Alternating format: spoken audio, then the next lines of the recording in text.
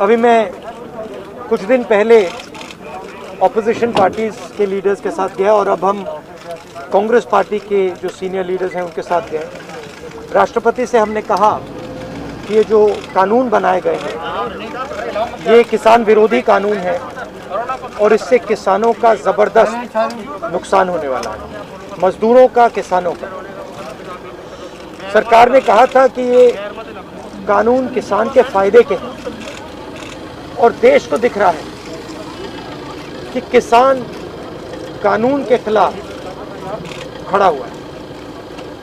और मैं प्रधानमंत्री जी से कहना चाहता हूं कि ये किसान हटेगा नहीं। प्रधानमंत्री को ये नहीं सोचना चाहिए कि किसान और मजदूर घर चले जाएंगे, नहीं जाएंगे। जब तक ये कानून वापस नहीं लिया जाएगा, जॉइंट सेशन कीजिए और कानून को एकदम वापस लीजिए, क्योंकि किसान वापस नहीं जाने वाला है। और हम सब, विपक्ष की सब पार्टियां किसानों के साथ, मजदूरों के साथ खड़े हैं और खड़े रहेंगे। जिस प्रकार से ये कानून पास किया गया वो भी बिल्कुल गलत था। बिना डिबेट किए, बिना किसानों से चर्चा किए, बिना मजदूरों से पूछे ये कानून ऊपर से थोप दिए गए और इन कानूनों को हटाना ही पड़ेगा, विड्रॉ करना ही पड़ेगा। हम 3 लोग राष्ट्रपति के पास गए हैं, बट हम करोड़ों सिग्नेचर्स लेके गए हैं। हम किसान की आवाज राष्ट्रपति जी को तक ले गए।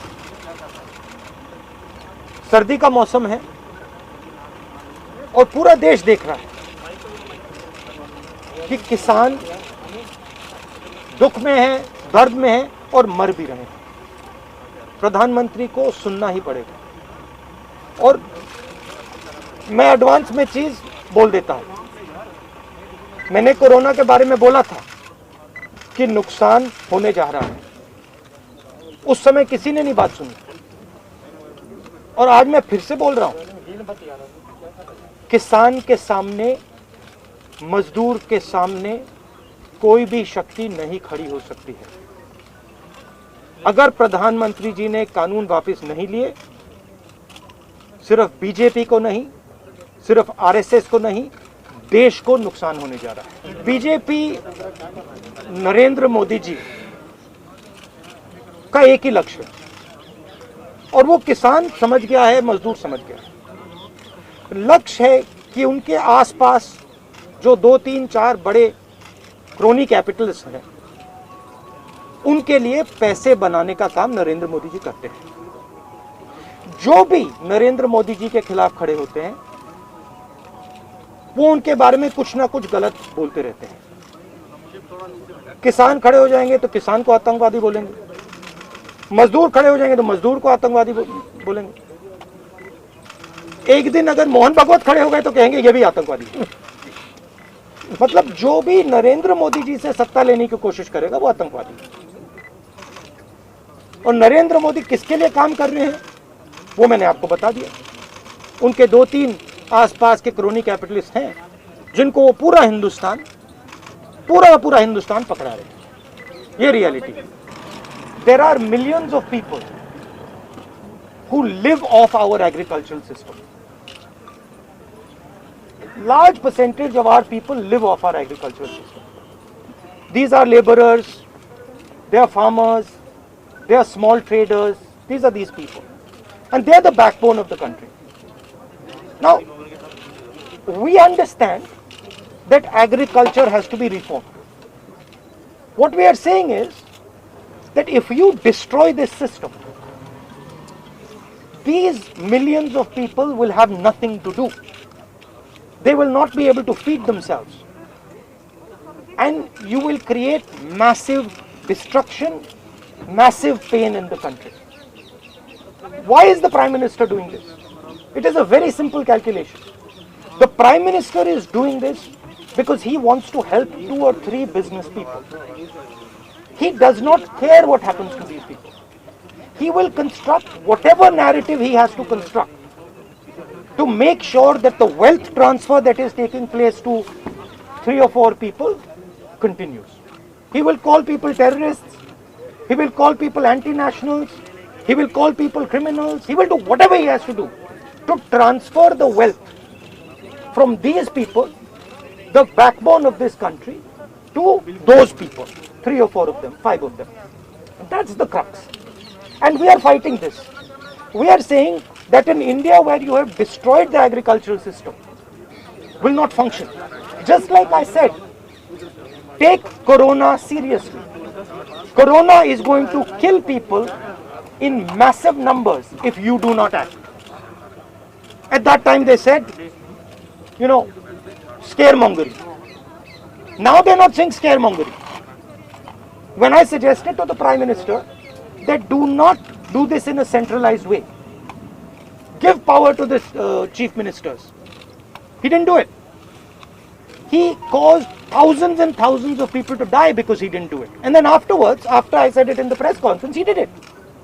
So the point is, you have an incompetent man who is controlled by certain other people. This is what India has to understand. This is what all youngsters have to understand. You have an incompetent man who doesn't understand anything, running a system on the behalf of 3 or 4 other people who understand everything. And their aim is to take huge amounts of money from the poor people of India and put it in their pockets. And that is what we are fighting. And frankly, it doesn't matter what you think right now, because all of you will face this. There's not going to be a single person in this country who's not going to face this. If you're a farmer, you will face it. You're a small businessman, you will face it. You're a journalist, you will face it. This is an assault on the idea of India. That is why we're standing here. That is why I've gone to the president. That is why we've signed these forms. We are not allowed to go out. We are not allowed to go out of the ICC office. The police stops us from going out. Why don't you let us go out? Why don't you let me go and tour in the states? See what happens. Every single farmer of this country, every single labor of this country will stand up.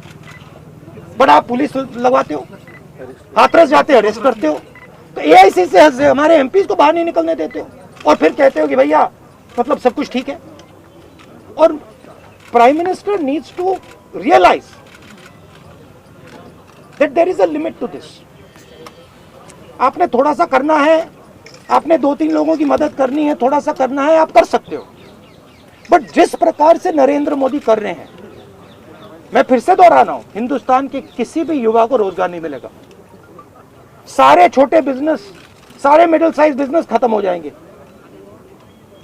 और दूसरी बात याद रखिए, जिस चीज को आप सब भूल गए हैं, चाइना बॉर्डर पे बैठा है.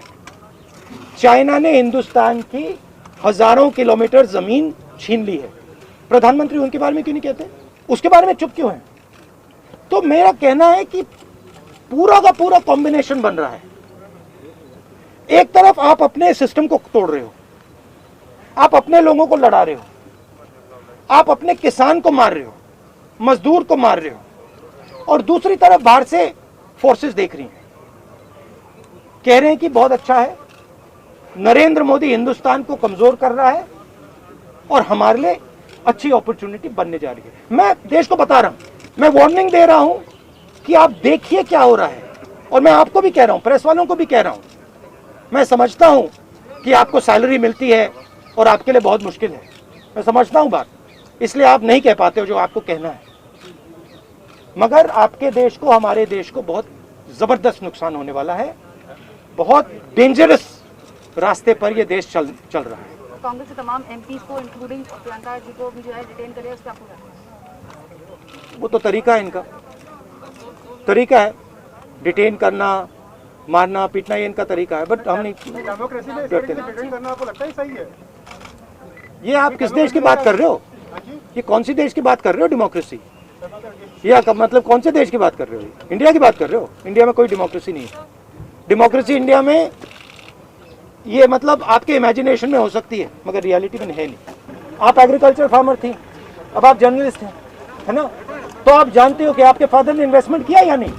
नहीं, मैं तो जानती हूं, लेकिन अरे मैं आपसे पूछ रहा हूँ, आप देश की महिला हैं, आपके पिता ने इन्वेस्टमेंट किया ना? मेरी मदर फार्मर है, उन्होंने इन्वेस्टमेंट किया ना? किसके लिए इन्वेस्टमेंट किया? क्या इन 2-3 लोगों के लिए इन्वेस्टमेंट किया? 24 घंटा इन्वेस्टमेंट करते हैं और उधर इन्वेस्टमेंट कहीं और जाता है, रिटर्न कहीं और जाता है. Thank you.